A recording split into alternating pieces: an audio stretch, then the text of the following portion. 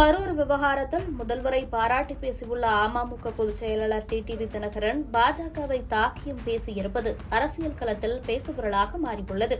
என்ன பேசினார் டிடிவி தினகரன்? விரிவாக பார்க்கலாம்.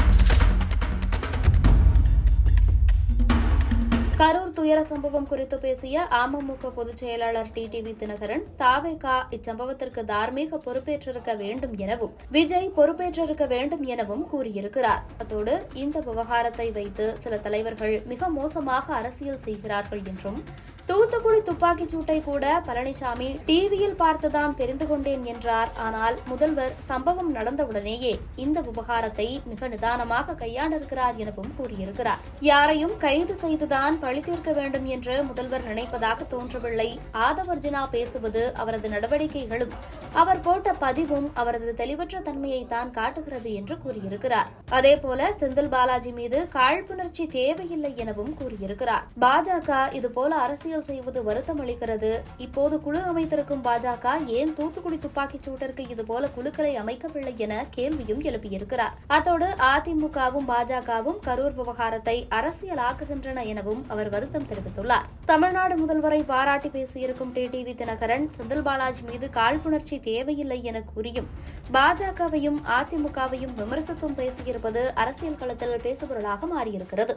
திரு விஜய் அவர்கள் அதில் அந்த விபத்தை பார்த்து மிகவும் மனது உடைந்து போயிருப்பார். இது எல்லோருக்கும் உள்ளதுதான். அது அவங்க முதல்வர் அவர்கள் சொன்னது போல எந்த தலைவருமே அவங்க கட்சி தொண்டர்களோ நிர்வாகிகளோ இறப்பதை யாருமே ஏற்றுக்கொள்ள மாட்டார்கள், விரும்ப மாட்டார்கள் என்று அவர் யதார்த்தமாகவும் சொல்லியிருக்கார். ஆனால் நான் நினைக்கிறேன் திரு விஜய் அவர்கள் இதுக்கு தார்மீக பொறுப்பேற்றிருந்தார். நேற்று நீதிமன்றம் கூட அவர் மீது அவ்வளவு கண்டனங்கள் தெரிவிச்சிருக்கார்.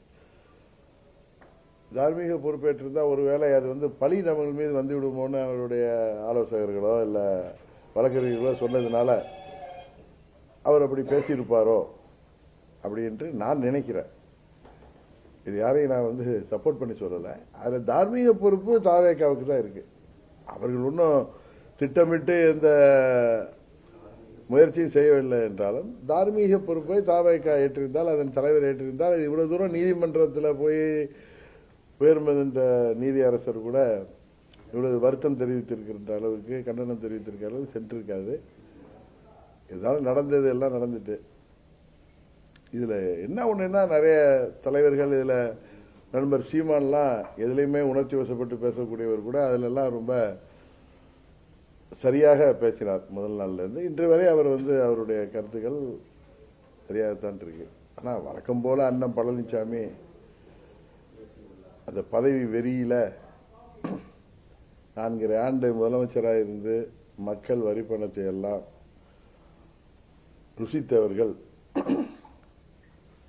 அந்த ருசி கண்ட பூனை மாதிரி எப்படியாவது பதவிக்கு வந்து விட வேண்டும், அதிகாரத்தை கைப்பற்றிவிட வேண்டும். பதவி ஆசையெல்லாம் தாண்டி பதவி வெறியில அவர் பேசுவதும், அவர் என்னமோ ஆட்சியாளர்கள் தான் இதற்கு காரணம், ஆளுங்கட்சி தான் காரணம், இதுல சதி இருப்பது போல அவர் எடுத்துக்கொண்டு ஆடு நினைவுன்னு ஓனாய் அழுகிறது போல தாவேகாவிற்காக அவர் வக்கீல போல வாதப்பட்டு இருக்காரு. தூத்துக்குடி ஸ்டெர்லைட் ஆலை விவகாரத்தில் 13 பேரை துப்பாக்கியால குருவியை சுடுறது போல சுட்டு மரணமடைந்த சமயத்தில் இவர் அங்கு செல்லவில்லை. ரொம்ப நாள் கழிச்சு பயந்து கொண்டு, காவல்துறை கையில் இருந்தாலும் பயந்து போனாரு. அன்றைக்கு சேலத்தில் இருந்தவர் நான் தொலைக்காட்சியில் பார்த்து தெரிந்து கொண்டேங்கிறார். ஆனால் இந்த விஷயத்தில் முதலமைச்சர் பார்த்த உடனே சென்று விட்டார். இன்றைக்கு கூட நான் அதை அரசியலாக பேச விரும்பவில்லை. ஆனால் சில கட்சி தலைவர்கள் இந்த விஷயத்திலே அரசியலாக்குவதோ,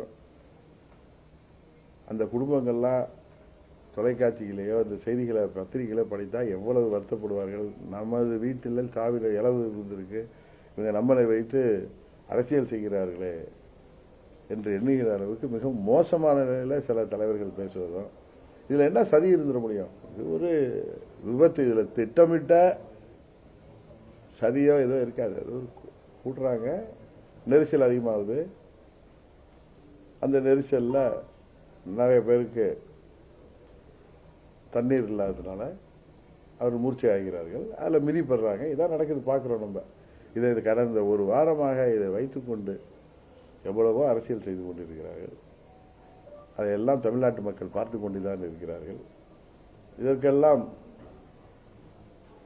உச்சத்தில் போய் பழனிசாமி கூட்டணிக்காக போய் ஒரு ஊரா போய் எதிர்கட்சி தலைவர் என்கிற முறையில் ஆளுங்கட்சியை சாட்டுறது வேற. ஆனா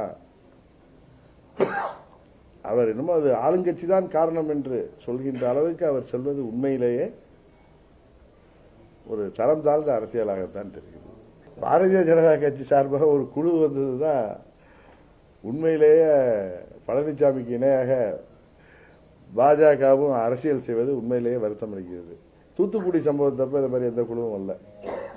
கரூர் துயர சம்பவத்தில் முதல்வர் நடவடிக்கை ரொம்ப நிதானமாக அவரது நீண்ட அரசியல் அனுபவத்தை காமிக்குது. என்னதான் தன் கையில் ஆட்சி அதிகாரம் இருந்தாலும் கூட்டணி கட்சிகள் நண்பர் திருமாவளவன் போன்றவர்கள் இன்னும் பத்திரிகை துறையை சேர்ந்தவர்கள் எல்லாம் அவர் திரு விஜய் அவர்களை கைது செய்ய சொல்ல வேண்டும் என்று சொன்னது போது கூட அவர் அதெல்லாம் அவர் எடுத்துக்கொண்டதாக தெரியவில்லை. நிதானமாக தான் அதை கையாளுகிறார்ங்கிறது தான் உண்மை. ஏன்னா இன்றைக்கு கூட அவருடைய அறிக்கையை நானும் பார்த்தேன். அதுலயுமே அவர் யாரையும் குற்றம் சொல்லணுங்கிறது இல்லை. வருங்காலத்தில் இது போன்ற ஒன்று நடக்காமல் பார்த்து கொள்ள வேண்டும் என்கிற ஒரு பொறுப்புணர்வு தான் அதுல தெரியுது. அதனால எனக்கு என்னமோ முதல்வர் அவர்களுக்கு திரு விஜய் அவர்களையோ மற்றவர்களே கைது செய்துதான் இதுல பழி தீர்க்கணுங்கிற எண்ணம் இருப்பது தெரியல. இப்படிலாம் திரு ஆனந்த் அவர்கள், அவர் அந்த பையன் பேர் என்ன, இன்னொருத்தர் அவர் கூட பெயில் நிர்மல்குமார், ஈவன் ஆதவ் அர்ஜுனா அவர் ட்விட்டர் போட்டு அவர் எடுத்தது, இதெல்லாம் அவங்களுடைய பொறுப்பற்ற தன்மையை தான் காமிக்குது. திரு